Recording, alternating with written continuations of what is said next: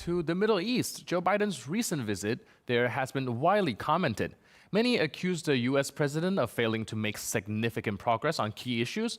In our conversation today, we will discuss the detail of Joe Biden's visit to Saudi Arabia and talk about who has a stronger influence in the country.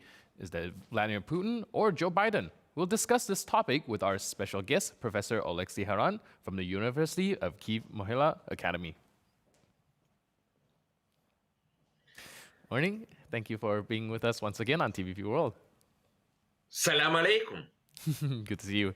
Of course, today our topic will be focused on Joe Biden's trip to the Middle East. And of course, one of the things that was brought immediately to attention is how well he is received compared to Vladimir Putin on his visit, of course, to Saudi Arabia. And well, the situation has been talked about a lot pertaining the deals that were made, the progress, or maybe lack thereof.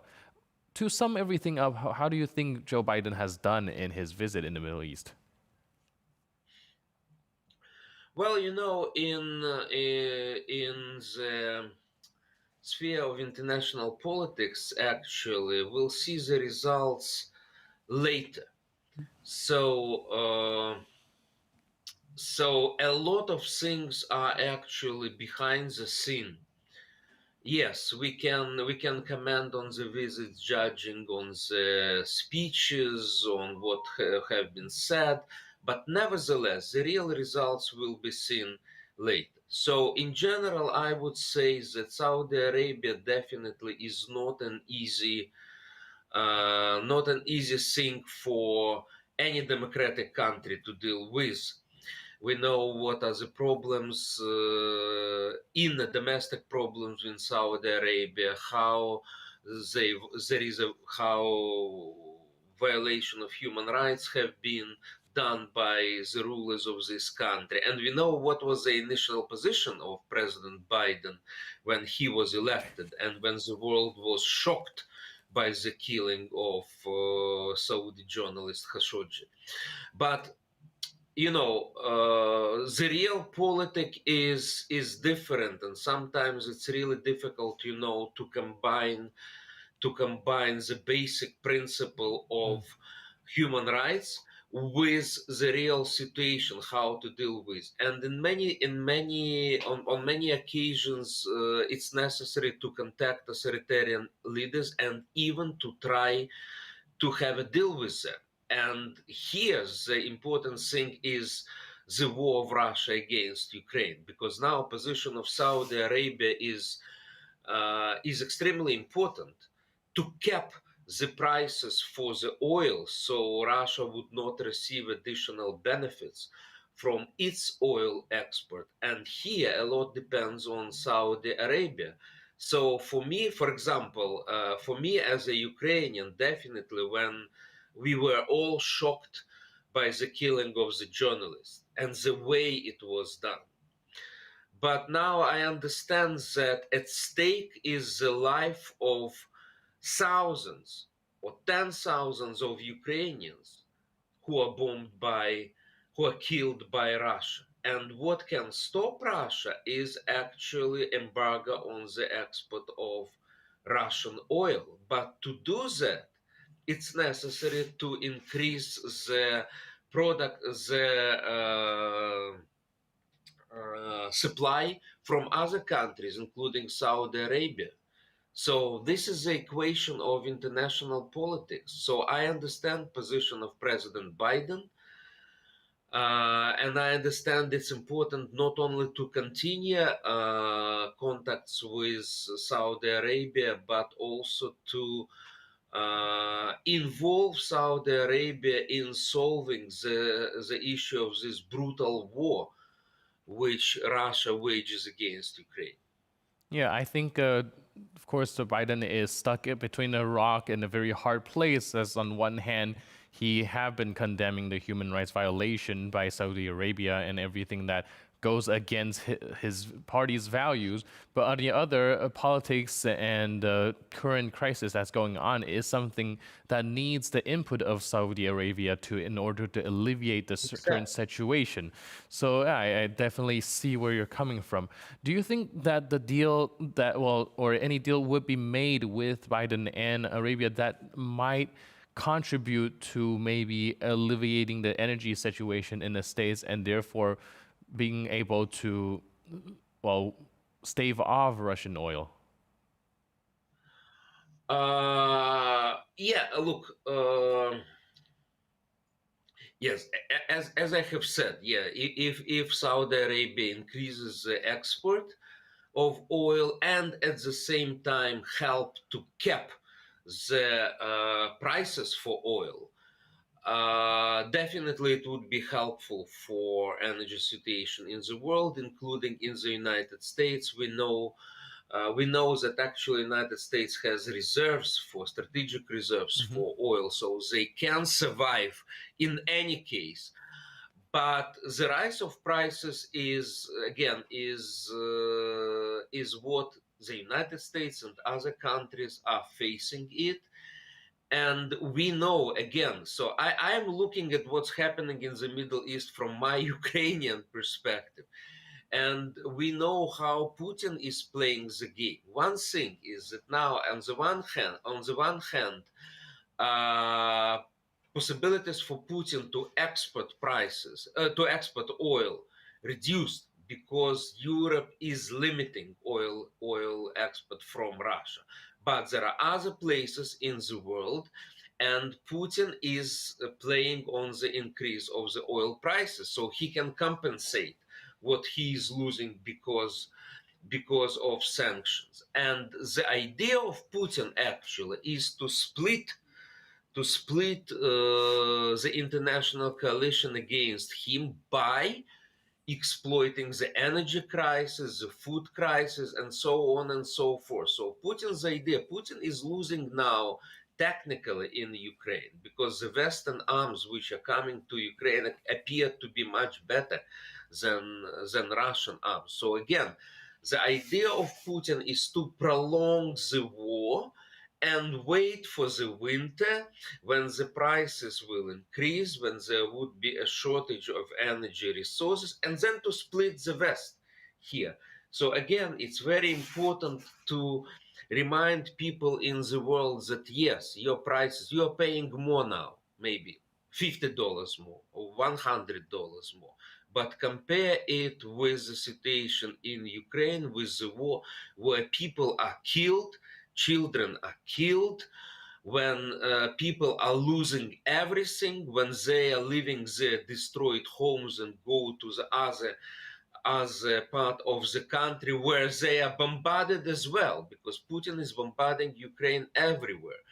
So we think now that this is a time for solidarity of the world with Ukraine, and common people in the world, not only politicians, but common people should understand that the prices may increase, but this is just a small price for stopping this brutal war in Ukraine.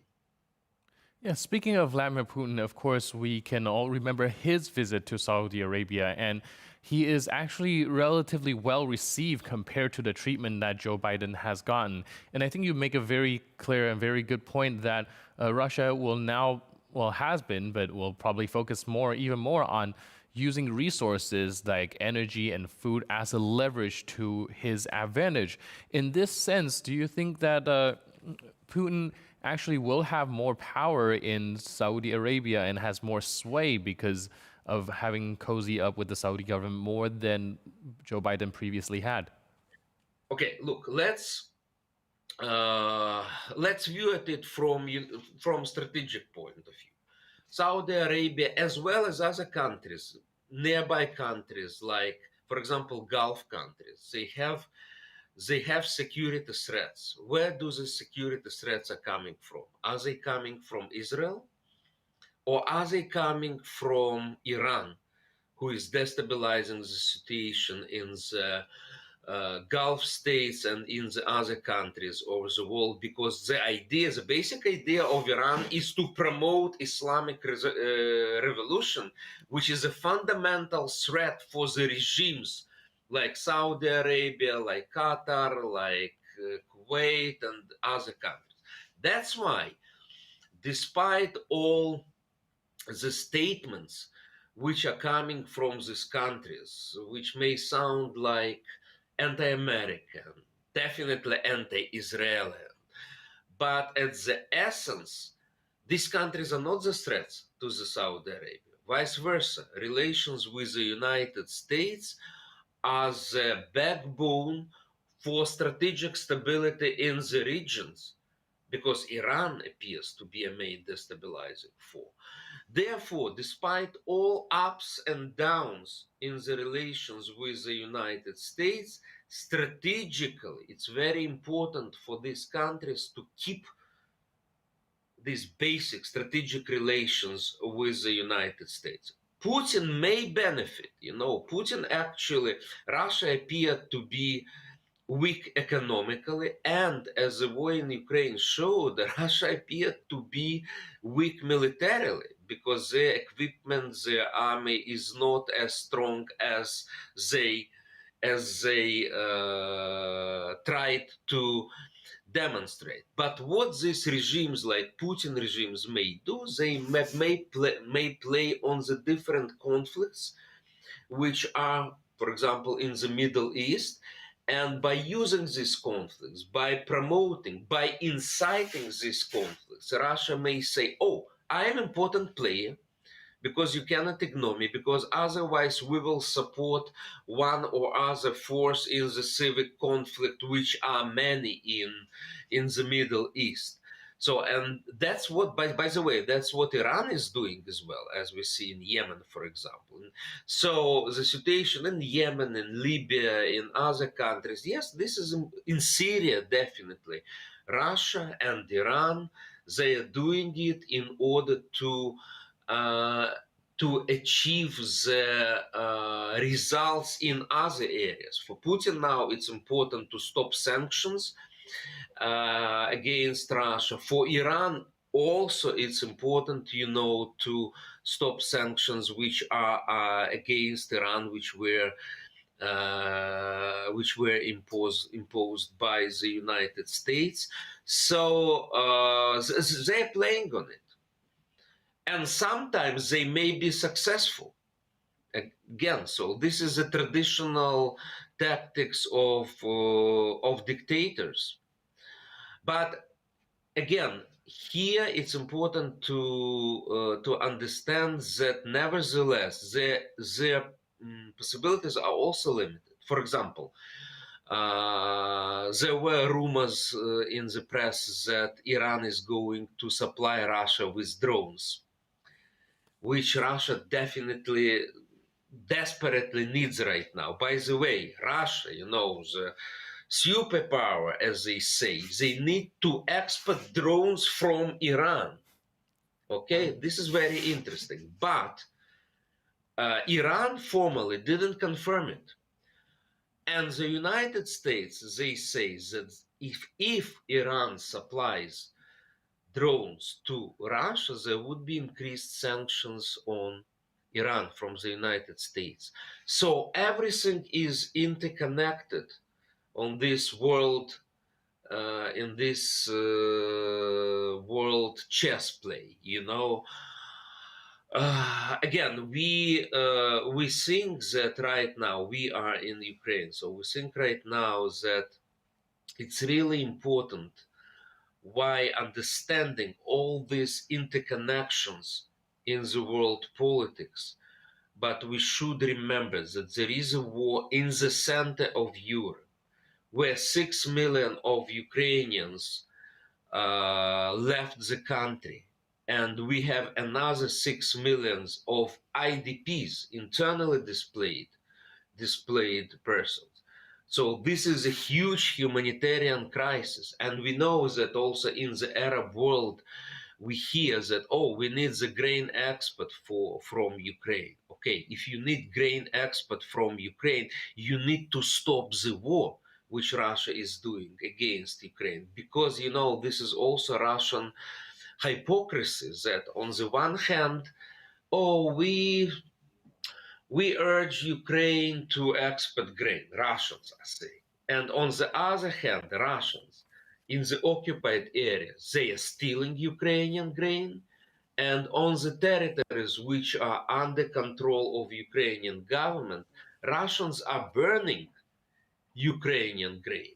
Okay, so Russia is trying, as we said, Russia is trying to benefit not only from creating an energy crisis, but also to creating grain crisis and to intimidate the different regimes in the third world country, including in the Middle East, which need additional grain supply. So, but this position of Russia, by one hand saying, "Oh, we need to unblock the export," and by other hand, they are shelling Ukrainian cities from the Black Sea, from the Right. Black Sea. So the level of hypocrisy is huge. Yeah, it seems that what I was seeing is on the surface and just the tip of an iceberg. So thank you so much for helping us unpack and maybe see a little bit more nuance into the situation. Thank you for being with us on TVP World. Thank you. And that concludes our interview with Mr. Olexiy Haran. Please stay tuned for more on TVP World.